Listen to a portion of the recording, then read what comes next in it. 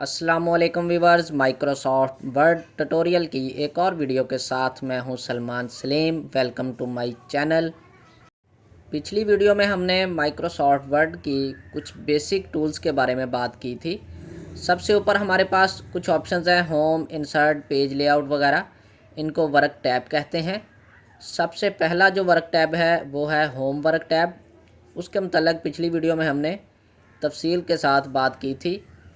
उससे अगला जो टैब है इंसर्ट वर्क टैब, उस पर क्लिक करते हैं तो यहाँ पर हमारे पास कुछ ऑप्शंस हैं, cover page, blank page, page break, table, picture, clip art वगैरह। तो पिछली वीडियो में भी थोड़ा सा डिस्कस किया था हमने। पिक्चर से हम पिक्चर जो है इंसर्ट कर सकते हैं, क्लिप आर्ट है, शेप्स पे जाते हैं। शेप्स में हमारे पास बहुत सारी शेप्स अवेलेबल हैं। उनमें से कुछ शेप्स मैं यहाँ पे ड्रा करूँगा कुछ इस तरह से।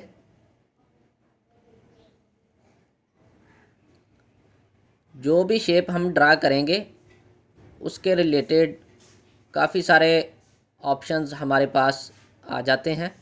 तो पहले कुछ शेप्स में ड्रा करूँगा, उसके बाद उन ऑप्शंस के बारे में डिस्कस करेंगे। कुछ इस तरह से शेप्स ड्रा करने के बाद जिस शेप पे हम डबल क्लिक करेंगे उसके रिलेटेड कुछ ऑप्शंस हमारे पास हैं। सबसे पहले कलर फिल का ऑप्शन है। तो इस तरह से इन शेप्स में दूसरी पे डबल क्लिक करेंगे तो उसके रिलेटेड, और तीसरी पे इस तरह से। सबसे पहला जो है वो है कलर फिल का, तो इनमें कुछ कलर्स वगैरह फिल कर लेते हैं। माइक्रोसॉफ्ट वर्ड जो है हर किस्म के ऑफिस वर्क के लिए, बिज़नेस वर्क के लिए, शॉप के लिए या किसी भी अदारे के लिए, इसके अलावा ग्राफिक डिज़ाइनिंग के अंदर भी बहुत ज़्यादा इस्तेमाल होने वाला सॉफ्टवेयर है। अगर आप माइक्रोसॉफ्ट वर्ड का काम सीख लेते हैं तो आपको किसी भी लिमिटेड कंपनीज़ में जॉब मिलना इंतहाई आसान हो जाता है। तो इसके बाद कलर के साथ शेप फिल का एक टूल है, उस पर क्लिक करेंगे तो बहुत सारे कलर्स अवेलेबल हैं। उनमें से कोई मल्टी कलर अगर हम चाहें तो वो भी फिल कर सकते हैं। और इसके नीचे है आउटलाइन शेप। शेप आउटलाइन का कलर जो है उसमें बहुत सारे ऑप्शंस हैं, काफ़ी सारे कलर्स अवेलेबल हैं। आउटलाइन का कलर भी हम चेंज कर सकते हैं कुछ इस तरह से। आउटलाइन को अगर मल्टी कलर देना चाहें, आउटलाइन का स्टाइल चेंज करना चाहें, उसका पैटर्न और डैशेस वाले कुछ ऑप्शंस हैं आउटलाइन के अंदर। तो शेप टूल में कुछ और ऑप्शंस हैं यहाँ पे। इसके नीचे शेप चेंज, किसी भी शेप पे डबल क्लिक करेंगे तो शेप चेंज पे जाके शेप को चेंज भी कर सकते हैं, रिप्लेस भी कर सकते हैं। इसके बाद शैडो टूल पे जाते हैं। जिस शेप को हमने सेलेक्ट किया हुआ है उसके रिलेटेड शैडो टूल के ऊपर भी हम काम कर सकते हैं। जिस साइड पे चाहें, जितना चाहे शैडो हम बना सकते हैं। कुछ इस तरह से ट्राई करते हैं। शैडो ड्रा करने के बाद इसके साथ कुछ इफ़ेक्ट्स हैं शैडो के, उस पर थोड़ा सा ट्राई करते हैं कुछ इस तरह से। ये देखें, जिस साइड पे हम क्लिक करते जाएंगे उस साइड पे शैडो मूव होता जाएगा। तो शैडो इफ़ेक्ट्स टूल की मदद से हम अपनी शेप्स जो हैं वो बना सकते हैं कुछ इस तरह से। 3D डिज़ाइनिंग के अंदर, ग्राफिक डिज़ाइनिंग के अंदर ये वाले टूल बहुत ज़्यादा काम आने वाले हैं। इसके बाद है 3D टूल। इस पर क्लिक करते हैं तो शेप्स के रिलेटेड 3D इफ़ेक्ट्स काफ़ी सारी ऑप्शंस इसमें अवेलेबल हैं। ये देखें, यहाँ से हम शेप्स को 3D शेप्स के अंदर कन्वर्ट कर सकते हैं। 3D इफ़ेक्ट्स के अंदर आपने अच्छी तरह से बारी बारी हर इफ़ेक्ट को चेक करना है। इसमें भी ऑप्शंस हैं। शेप को हम कुछ इस तरह से मूव कर सकते हैं।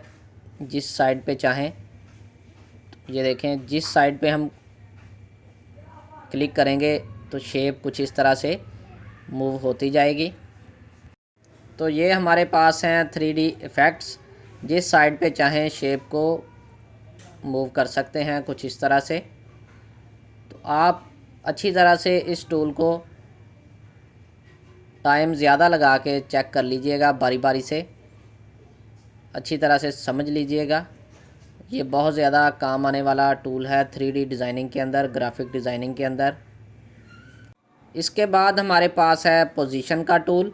जिस शेप को हमने सेलेक्ट किया हुआ है उसकी पोजीशन कुछ इस तरह से लेफ़्ट, राइट, सेंटर या टॉप या बॉटम पे कर सकते हैं, चेंज कर सकते हैं उसकी पोजीशन। इसके अलावा आप शेप्स का साइज़ जो है वो भी चेंज कर सकते हैं। कॉर्नर से सिलेक्ट करके ड्रैग करेंगे तो शेप का साइज़ जो है कुछ इस तरह से चेंज कर सकते हैं, जो भी शेप्स हमने ड्रा की हुई हैं। दूसरी शेप को सिलेक्ट करते हैं और पोजीशन पे जाएंगे तो ये देखें कुछ इस तरह से इसकी पोजीशन जो है वो चेंज हो रही है। सेंटर में करना चाहें या साइड पे, लेफ़्ट राइट पे, तो उसको कर सकते हैं। इसके अलावा मैनुअली भी शेप की पोजीशन चेंज कर सकते हैं। शेप को सिलेक्ट करके ड्रैग करेंगे, किसी भी साइड पे ले जाके छोड़ देंगे तो इसकी पोजीशन मैनुअली भी चेंज कर सकते हैं। पेज को दोबारा से जूम करता हूँ कुछ इस तरह से। इसके बाद कुछ ऑप्शंस हैं हमारे पास। ब्रिंग टू फ्रंट है, सेंड टू बैक है, टेक्स्ट रैपिंग है। ये कुछ टूल्स हैं, इन पे भी हम काम करेंगे आने वाली वीडियोस में। शेप को फ्रंट पे लाने के लिए, बैक पे सेंड करने के लिए ये टूल्स जो हैं वो यूज़ होते हैं। उसके साथ कुछ ऑप्शंस हैं, अलाइन, ग्रुप एंड रोटेट का टूल। तो यहाँ से भी हम शेप की अलाइनमेंट सेलेक्ट कर सकते हैं, लेफ़्ट राइट वगैरह कुछ इस तरह से। इसके साथ है रोटेशन, रोटेट करना चाहें शेप को किसी भी एंगल पे तो उसके लिए रोटेशन का ऑप्शन है कुछ इस तरह से। इसकी रोटेशन आप चेक कर सकते हैं। तो दूसरी शेप को भी कुछ इस तरह से रोटेशन करके चेक कर लेते हैं। इसके बाद चलते हैं अगले टूल पे। स्मार्ट आर्ट का टूल है, उस पर क्लिक करेंगे तो एक टेबल हमारे सामने ओपन हो जाएगा स्मार्ट आर्ट टूल का। इस टेबल के अंदर बहुत सारी शेप्स अवेलेबल हैं, लिस्ट, प्रोसेस, साइकिल, पिरामिड और रिलेशनशिप वगैरह। तो इनमें से कुछ शेप्स हम यहाँ पे ड्रा करके उन पे काम करेंगे। ओके करते हैं तो ये शेप कुछ इस तरह से हमारे सामने आ गई है। तो जो टेबल या शेप हमारे सामने ड्रा हुई है उसमें हम कुछ भी टेक्स्ट लिख सकते हैं। यहाँ पे कुछ लिख के मैं ट्राई करता हूँ। Welcome to my YouTube channel. तो कुछ इस तरह से अगर मैं लिखूँगा तो जिस टाइप की हमने शेप यहाँ पे इंसर्ट की है, ड्रा की है, उस टाइप का इंटरफेस हमारे सामने कुछ इस तरह से आ जाएगा। तो ग्राफिक डिज़ाइनिंग के अंदर स्मार्ट आर्ट टूल के अंदर जो शेप्स हैं बहुत ज़्यादा यूज़ होती हैं। कुछ इस तरह से इंटरफेस हमारा। तो एक और शेप यहाँ पे ड्रा करके उस पर ट्राई करते हैं। स्मार्ट आर्ट टूल पे जाएंगे, यहाँ पे कैटेगरीज़ के अलग अलग शेप्स अवेलेबल हैं। हमने कुछ इस तरह की डिज़ाइनिंग करनी हो कि किसी भी कंपनी का ग्रुप्स के अंदर कोई काम है तो उसमें इस तरह की शेप्स साइकिल टूल के अंदर, स्मार्ट आर्ट का जो साइकिल टूल लिस्ट है उसके अंदर कुछ इस तरह की शेप्स अवेलेबल हैं।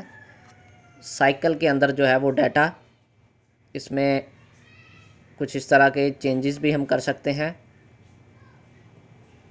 इसके अलावा और बहुत सारी शेप्स हैं। रिलेशनशिप टूल के अंदर ये वाली शेप हम सिलेक्ट करते हैं तो इसके रिलेटेड कुछ फॉर्मेट हैं हमारे पास, यानी शेप का फॉर्मेट जो है टेबल का वो चेंज कर सकते हैं, उनके कलर्स वगैरह चेंज कर सकते हैं। ये देखें, किसी भी शेप का कलर हम मल्टी कलर भी कर सकते हैं, सिंगल कलर भी कर सकते हैं। तो जो भी हम टेक्स्ट करेंगे तो कुछ इस तरह से शेप के अंदर वो आ जाएगा। इसके बाद है पिरामिड टाइप है, उसमें से कोई शेप सेलेक्ट करते हैं तो टेक्स्ट की जो बॉक्स हैं उसमें जो भी हम लिखना चाहें लिख सकते हैं। तो उसके लिए साइड पे टेक्स्ट टेबल जो है हर शेप के साथ अवेलेबल है। शेप का कलर चेंज कर सकते हैं, उसके इफ़ेक्ट्स हैं, 3D इफ़ेक्ट्स हैं, मल्टी कलर हैं, बहुत सारी ऑप्शंस शेप के रिलेटेड हमारे पास हैं। ये वाला टेक्स्ट टेबल है, इसमें जो भी हम लिखेंगे वो शेप के अंदर ऑटोमेटिकली एडजस्ट हो जाएगा। इस वाली शेप के 4 अलग अलग से पार्टीशन हैं, बॉक्सेस हैं, तो अलग अलग से भी इसमें कलर फिल कर सकते हैं। तो कुछ इस तरह से इस शेप की अलग अलग जो बॉक्सेस हैं उनको सेलेक्ट करते जाएंगे और अलग अलग से उसमें कलर फिल करते जाएंगे। इसके बाद कुछ और शेप्स यहाँ पे इंसर्ट करके देखते हैं। तो फ्रेंड्स, आपने स्मार्ट आर्ट का जो टेबल है उसमें जो शेप्स हैं उनको अच्छी तरह से अलग अलग से ड्रा करके उसमें टेक्स्ट फिल करके ट्राई करना है, अच्छी तरह से समझना है, क्योंकि 3D डिज़ाइनिंग के अंदर स्मार्ट आर्ट का जो टेबल है और जो टूल्स हैं बहुत ज़्यादा काम आने वाले हैं। व्यूअर्स, कमेंट्स में ज़रूर बताइएगा आपको आज की वीडियो कैसी लगी, और अगर आपने चैनल को सब्सक्राइब नहीं किया तो वो भी कर लें ताकि हर नई आने वाली टेक्निकल वीडियो आपको मिल सके। और अगली वीडियो में हम इससे ज़्यादा टेक्निकल काम सीखेंगे, करेंगे। इसके अलावा और बहुत सारे लेक्चर माइक्रोसॉफ्ट एक्सेल के, कोरल ड्रा के, इनपेज उर्दू के हमारे यूट्यूब चैनल पर मौजूद हैं, वो भी आप विज़िट कर लीजिएगा। तो अगली वीडियो में मिलते हैं मज़ीद टेक्निकल काम के साथ। अपना ख्याल रखिएगा। अल्लाह हाफिज़।